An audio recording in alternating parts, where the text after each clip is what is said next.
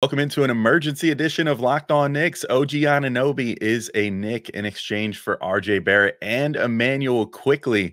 Painful as that might be. I'm getting into it next on Locked On Knicks. You are Locked On Knicks, your daily New York Knicks podcast, part of the Locked On Podcast Network. Your team every day.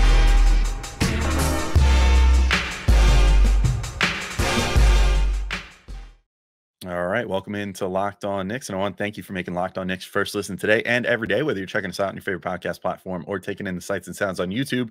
We appreciate you making us a part of your daily routine. Make sure you hit that notification bell on YouTube or auto-download function on your favorite podcast app so you never miss an episode. I'm Alex Wolf. I'm editor-in-chief of Knicks site The Strickland, which you can find at thestrick.land. And OG Anunoby, as it turns out, is a New York Knick now. Big Woj bomb. First huge one, I think, of this regular season so far, and it involves your Knicks. It's probably the first huge trade that the Knicks have made in the Leon Rose era. They get OG Anunoby from the Toronto Raptors, as well as Precious Achiuwa and Malachi Flynn. The Knicks are sending out RJ Barrett and Immanuel Quickley, plus Detroit's 2024 second rounder this year. So with how things are going in Detroit, basically the 31st pick in the draft. You can almost book that at this point. So like a late first round pick, almost probably first pick or two of the second round. But so what's going on here? So my first reaction when I saw this was, oh, this is a little tough. I mean, the RJ aspect, I mean, Gavin and I were literally just talking about in our last show, would you potentially trade RJ for like a high quality center option?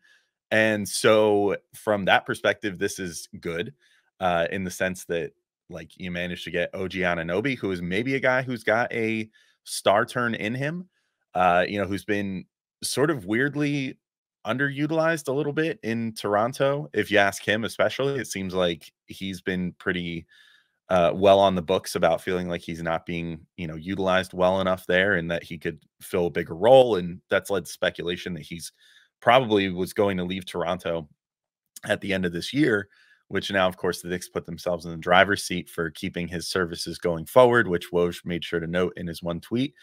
But so moving RJ for a player of OG's caliber is great. Moving Immanuel Quickley is a little painful. Gavin and I were literally in our last show too, just talking about you need to find as many minutes as humanly possible for this guy. He is too good to be playing as little as he has been. And yet then the Knicks say, well, counterpoint, we'll just trade him, and then we don't have to worry about playing him as much anymore. So that's a huge bummer from a Knicks fan perspective. I think if anything comes back to bite the Knicks in this deal, it's going to be including Immanuel Quickley in it, because I think given a starter's workload and now facing the Knicks 4 times a year, he's gonna make the Knicks regret this on more than one occasion, I think. And we'll see how it ends up working out as far as the Knicks' overall results going forward. But as far as OG Anunoby, I do think they're getting a great player. I've been talking. I brought this up during the post game pod of the Toronto game. I think the first game when the Knicks played them this year, where I was like, I see the vision. I can see this now. I really do think that he could be a great fit for this team. He's so versatile. He's like 6'8", but he's super long. He has a super long wingspan, which is helpful when it comes to guarding multiple positions. He's a great defender, and he's a great three-point shooter. He's a 38% three-point shooter on volume, and he's been that way for like his whole career. He's been like clockwork, always averaging around like 36 to 40% from three. And so you know exactly what you're getting, and the Knicks need that consistent three-point shooting. That's been part of, I mean, with RJ, that's a huge thing. They haven't been able to rely on consistent shooting from him, and that's made it so that they can't really play him in lineups with Josh Hart, who's a super impactful player, but also is inconsistent shooting the three in his own right. So that's made things a little difficult as far as being able to play RJ and him together, which then makes lineup machinations that much harder to figure out. So OG, if you want to play him with Josh Hart, if you want to play him with pretty much anyone else on this team, you're in good shape because he's not going to harm the spacing ever. The Raptors are also 8.6 points better per 100 possessions with him on the court versus off this year. So that's awesome. I mean, that's like Immanuel Quickley-esque impact. Quickley, I think, was hovering around 8 points as well. But then obviously with Anunoby, you don't have the limitations that you do with Quickley on defense, where Quickley, it's like, yeah, he's really good and he's generating events and stuff like that, but he can pretty much only guard the 1 and 2 respectively. And then it starts getting tough as far as, size goes. Anunoby can guard anyone on the court. I mean, that's the really nice thing about him. He's, because of having that super long wingspan, I think his wingspan is like 7'2" or 3 or something, even though he's like 6'8". He's got like one of the longer wingspans for his size class of player, like ever in the NBA. So he's going to be able to pretty much switch onto whoever you need. He can guard whoever you need. He can have that like Quentin Grimes on Jimmy Butler-esque impact of like last playoffs, except for you could also throw him on like Giannis Antetokounmpo potentially, and let him hold his own there, or pretty much anyone that you see on the other team that you're like, this guy needs to be stopped, unless it's maybe like Joel Embiid, who's just that size class higher as far as being able to push him around. But most players, and especially star wings and star guards, you can use OG Anunoby on them, and that's awesome. I do think this has been one of my criticisms, and this dates back, I mean, because we've been talking about OG Anunoby on this show for like 2-3 years, because the Knicks have been linked to him for a long time. But one thing that's always sort of gotten me a little bit with him is his want to take mid-range shots, and he loves that area. And granted, he's pretty good at it. Like, he shoots like 60% from long mid-range, which is solid. I think his attempts are like, he only has like 30 or so attempts this year so far, which actually is good. Like, he's scaled back how much he's shooting from the mid-range a little bit this year. But he's still in the higher percentiles for wings as far as how often he looks to go to that shot. But he's only 47th percentile in 3-point frequency among wings. So I would hope with the Knicks, he's willing to get that 3-point frequency up and maybe shoot some more threes above the break. Like, he's, as of right now, that's where he shoots the fewest amount of threes. He shoots a decent amount of corner threes, which I hope the Knicks rely on him for that a lot, because they need good corner three production. But I hope that he's willing to just kind of hang out on the perimeter a little more, maybe work a sidestep into his game. Like, if you can run into a mid-range shot, you can, I think, pretty easily hit a sidestep 3-pointer too. I think that's in your bag then. So hopefully that he figures that out. But I also think he's really good at finishing around the rim, and he's good at finishing through contact. So he's 85th percentile in and one percentage per cleaning the glass. So that means that he's, the percentage of times that he finishes through a foul and gets an and one, I think is like 37.5%, which is really, really good around the rim. Although I think my only thing is he doesn't draw fouls quite as much as you'd want. Like, he's in the lower percentile as far as just foul drawing, but he's good at finishing through contact, and he shoots like over 70% at the rim, which is going to be a huge step up from RJ Barrett. Like, that's been one of the frustratingly inconsistent things with RJ, is that he's better at drawing the contact and better at getting those foul attempts, but he's not as good at finishing through contact, and he's not as good at just finishing, period, around the rim. So having OG that's able to do all that, he also, I think, has more of a knack for like backdoor cuts and, getting in and just finishing with a strong dunk around the rim. He plays a little more above the rim when he gets there than like an RJ Barrett. So I think that's going to be huge for him. I guess my only thing with Toronto wanting to move off of him and him wanting to get out of Toronto, which I imagine that the reason they finally made this move is because they know that he wasn't going to re-sign in the offseason. I guess a little bit of my worry is that he wanted a bigger role there. So is he going to find that with the Knicks? I mean, he's in Toronto gotten about 18 to 20% usage for his whole career. And I could see, I guess, where that would be a little frustrating if he feels like he has more to offer in terms of being more of a star level talent. RJ, though, was getting 27% usage this year.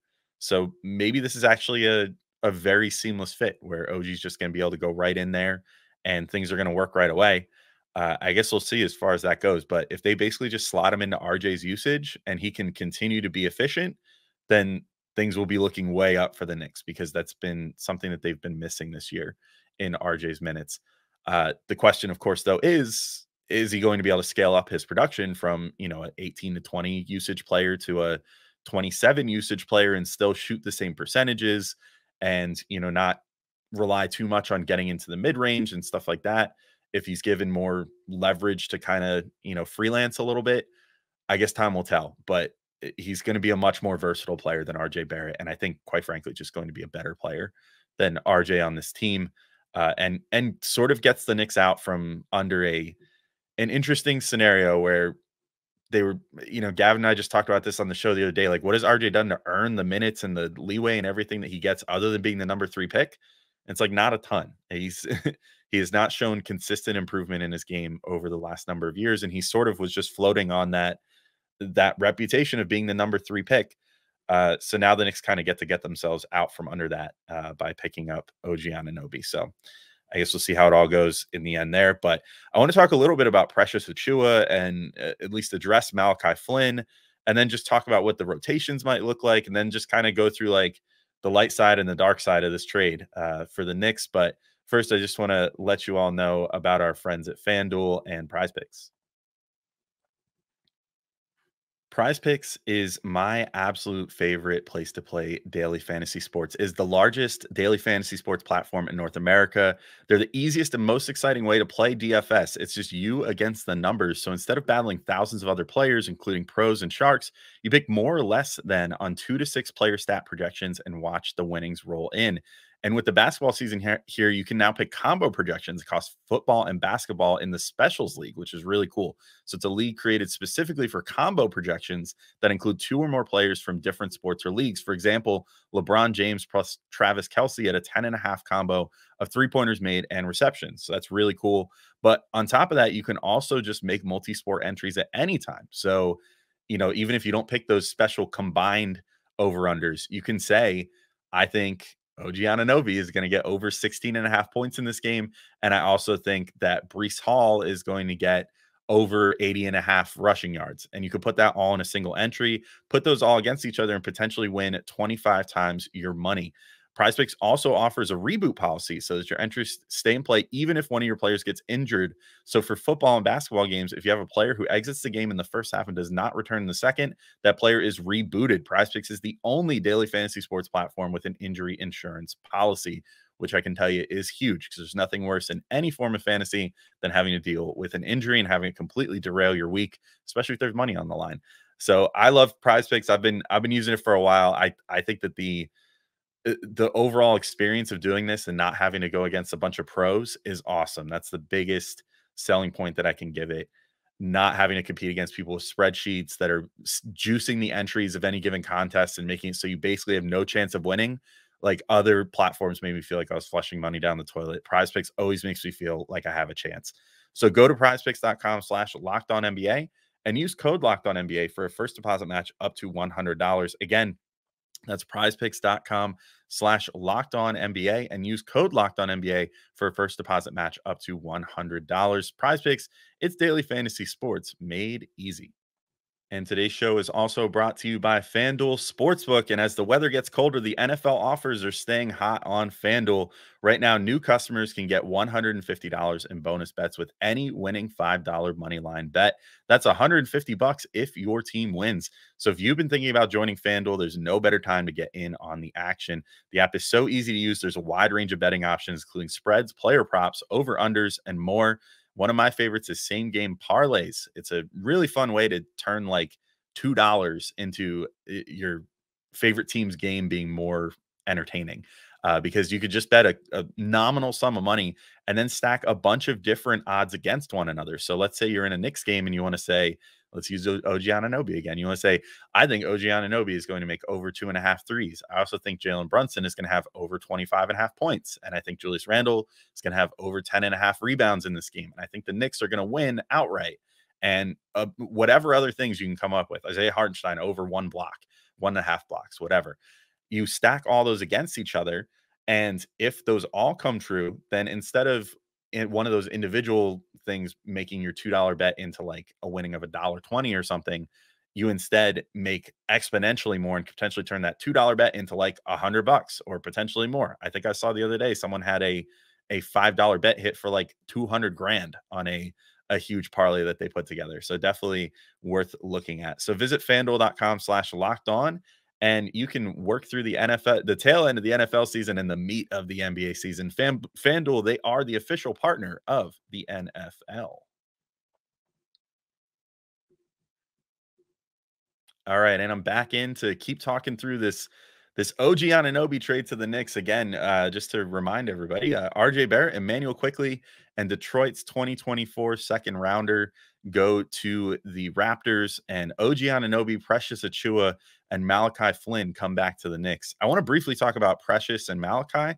So Precious Achiuwa this year, 7.7 points, 5.4 rebounds, 1.8 assists, 1.1 stocks in 17.5 minutes per game off the bench this year. So it's actually really good. If you move that out to per 36, you basically double all those numbers. So he's averaging like 15 and 11 and 4 assists per 36 and 2.2 stocks, which is pretty crazy. That's really good numbers if you were starting. Obviously, there's probably a reason he's not starting for the Raptors. So, take those with a grain of salt, but very productive in limited minutes so far this year. The one number that I was looking at, and Gavin and I, when we get on for a full show, we'll probably dive a little deeper on both these guys as well as OG, but 17% rebound percentage and a 12.2% offensive rebounding percentage should really appeal to Tibbs with this guy.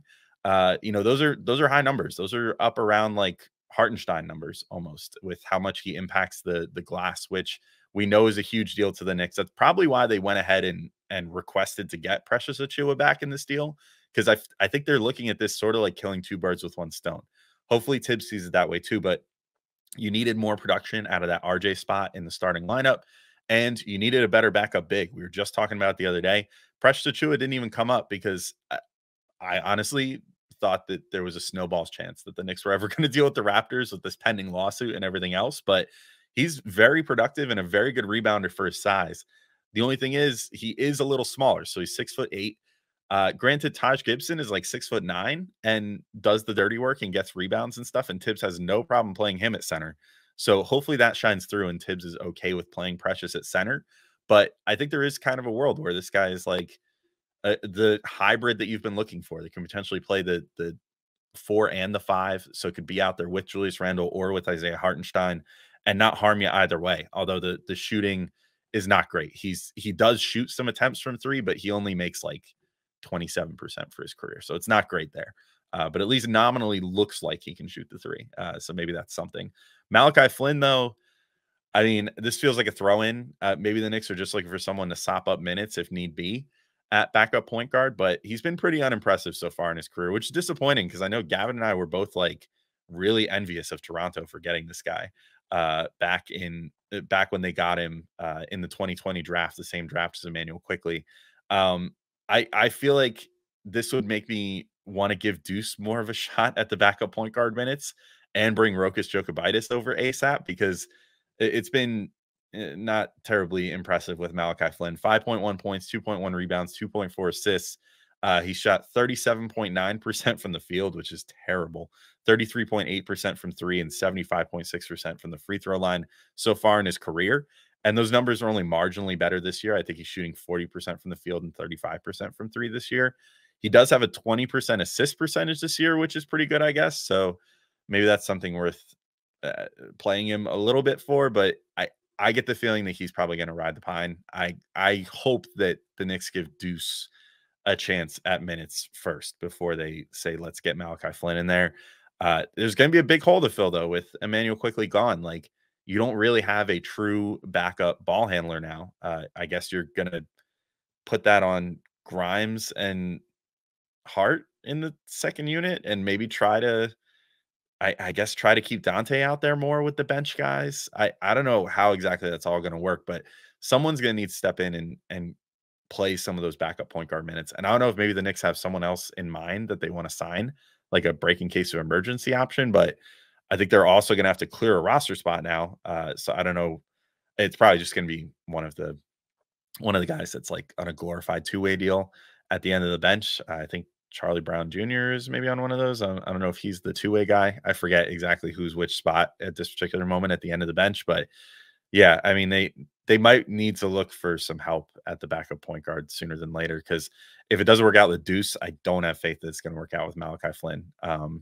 But anyway, let's real quick. I wanted to just talk about what the lineup and rotation will probably look like. So I think OG's going to slot neatly into RJ's starting spot. So I think you can count on Brunson, Dante DiVincenzo, OG Anunoby, Julius Randle, Isaiah Hartenstein as your new starting lineup.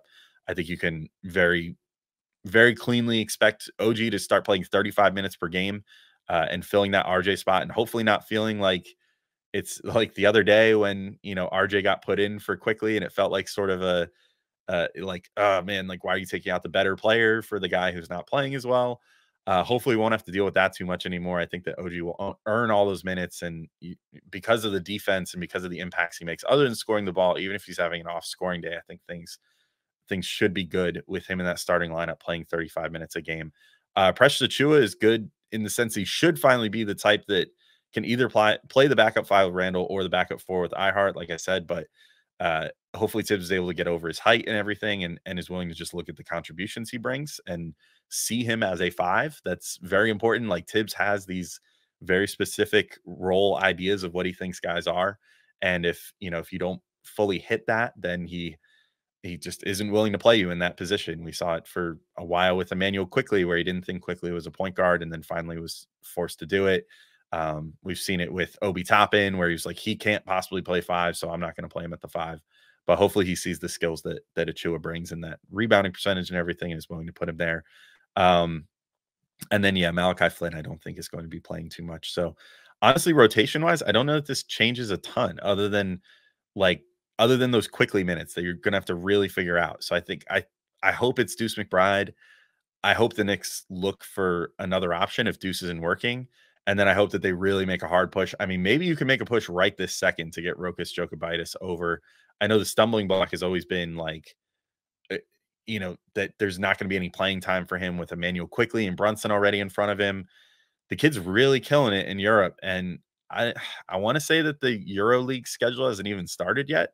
So maybe you could just get him in here, let him learn on the fly and figure it out and be like, hey, we got a role for you now. Like, now there's a legit huge backup point guard spot open behind Jalen Brunson. Like, would you like to come over?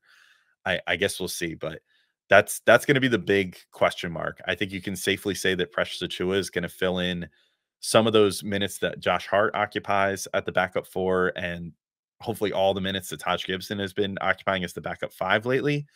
And then obviously OG Anunoby is going to cleanly take RJ's spot. So that means, how are you going to fill those Immanuel Quickley minutes? It's probably going to be some dose of smaller amount of Deuce than there was with Quickley, and then more Dante DiVincenzo, more Quentin Grimes, maybe allowing Grimes to initiate a little more, having Josh Hart initiate some plays off the bench. But they do need a bona fide playmaker for the time that Jalen Brunson is not on the floor, and that's going to be something that they're going to have to figure out.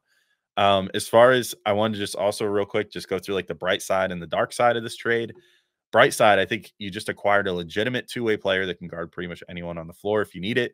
I think Precious low-key could be a great part of this deal if Tibbs is willing to use him as a five, and could potentially give you great backup big impact. The other really good thing, and this is the biggest silver lining with this, you left all the draft capital untouched, pretty much. You gave up one of your 3 second-round picks this year. They also have Dallas's pick, which is protected in this year's draft. They have their own pick in this year's draft. And then they have the 2 protected picks from Washington and Detroit that, given where things are with Washington and Detroit so far this year, are not going to convey this year. So those are going to be future assets. But they still have a lot of assets for this draft. They still have a lot of draft assets going forward. So you're leaving the powder pretty dry. The only problem is that you kind of just traded your 2 biggest young player chips in this deal, with RJ being the one with the most like traditional star upside, and Quickley being the most impactful young player that you've had on this team in years. You still have Quentin Grimes left there. You still have, I guess, Mitchell Robinson, if the move is to eventually make a move for like a center, like a Joel Embiid or something. You still have a Mitchell Robinson there, but you still have a large amount of draft picks left. So I'm wondering if this paves the way for a Donovan Mitchell trade as soon as this trade deadline. Like, there's been some talk about like, oh, well, people like under their breath will be like, well, I think Donovan Mitchell is the one guy nobody's talking about that's going to be available sooner than you think. And then other reports you'll read will be like, the Cavs aren't even considering it. There's no chance that they're going to move Mitchell this year. They still believe in their core. They want to see what they can do. But it seemed pretty deliberate to me to leave all the picks completely untouched in this deal and get out of it pretty much just for a player swap, which is less than anybody thought that Anunoby was going to go for, quite frankly. Like, the Raptors were putting it out there that they wanted like 3 first-round picks for this guy, and the Knicks were able to get out of it for just a second round pick in addition to the 2 players they gave up. So I will see how things go, but I would not be surprised if they make a play for someone, if not Donovan Mitchell, someone Mitchell's caliber as soon as this trade deadline, because the team feels slightly incomplete now with that Quickley spot opened up and no backup plan for it. And I wonder if they're going to make some sort of other big deal for like a Donovan Mitchell type player. And then the dark side of this deal, obviously, you just trade your most impactful player by basically every advanced metric. Immanuel Quickley was the Knicks' most impactful player this year. It's probably going to haunt you a bit having to face him 4 times a year as a Raptor.